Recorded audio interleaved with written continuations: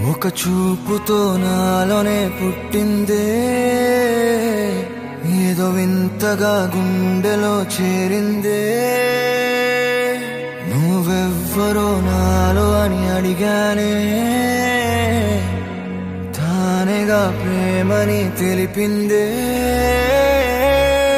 పరిచయం లేదని అడిగా ప్రేమంటే, కలిసాంగా ఇకపై మనమేగా అందే. వెతికిన దొరకని అర్థం ప్రేమదే, అది నీకేంటో ఒక మాటలు చెప్పాలే.